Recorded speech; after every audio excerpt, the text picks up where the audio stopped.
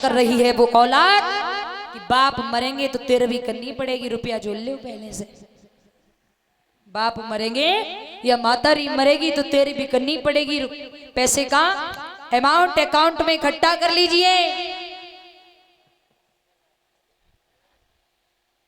ऐसी औलाद को परमात्मा कभी माफ नहीं करेगा। मेरा आपसे निवेदन है, क्योंकि समय मेरे पास बिल्कुल नहीं रहा है, समय वैसे पूर्ण हो चुका है, लेकिन मैं दो शब्दों में एक बात और कहूंगी कि जो पैसा आप अपने माँ बाप की 13वीं के नाम से जोड़ रहे हो, वो पैसा प्यारे माता पिता के जीते जी उनकी सेवा में लगा दो, आपको बहुत बड़ा फल मिलेगा। आपको बहुत बड़ा फल मिलेगा प्यारे। जीते जी उनकी सेवा में लगा दो। ये हमारे वेदों में कहीं भी नहीं लिखा है कि कोई मर जाए तो 13वीं करो। हम तुम्हें सही बात बताएं, हमारे वेदों में संस्कार 16 बताए हैं, जिसमें लास्ट 16वां संस्कार है वो है अंतिम संस्कार। जब लास्ट 16वां अंतिम संस्कार है तो जो 13वीं कहां से फिर लौट आई पीछे को? सोचने की बात है। मेरा निवेदन है, जो पैसा माँ बाप की 13वीं के नाम से आप लोग जोड़ रहे हैं, वो माता पिता के जीते जी उनकी सेवा में, दवाई गोली में, उनकी सेवा में लगा दो।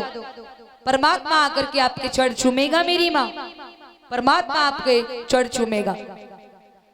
और यहाँ आप जब माता पिता अपना शरीर पूरा कर जाएं, खत्म हो जाएं, तभी काम जरूर कर लेना। माता पिता के शरीर का हवन सामग्री घी लेकर के उनके शरीर की आहुतियां टाइप से, यानी कि जब उनकी चिता जल रही हो तो चंदन की या सामग्री वगैरह लेकर के उनके शरीर का हवन टाइप से जरूर कर देना। उसके बाद उनकी याद में एक शांति हवन करा लेना। उसके बाद एक घर में रामायण जी का पाठ करा लेना। प्यारे बहुत बड़ा फल मिलेगा, बहुत बड़ा फल मिलेगा। बोलिए गोविंद भगवान की। आपसे निवेदन है, अब बात मानो न मानो खुशी आपकी, बात मानो न मानो खुशी आपकी। हम मुसाफिर यहाँ से चले जाएंगे, ये न पूछो कि परसों कहाँ जाएंगे। ये जिधर भेज देगा उधर जाएंगे, बात मानो न मानो खुशी आपकी। तो प्यारे हो, उस दिन भी, पहले दिन भी हमने बताया था, हम तो मुर्गा है, मुर्गा। जैसे मुर्गा को काम होवे ना प्यारे हो, सवेरे सवेरे बांग लगान को, है ना? तो मुर्गा सवेरे बांग लगावे, काऊ की रदैया नहीं हटावे, उठ जाओ सवेरो है वो। क्यों परीक्षित महाराज? सही बात है। मुर्गा कभी किसी की रजाई नहीं उठाता है, हटाता है कि उठ जाओ सुबह हो गया, नहीं।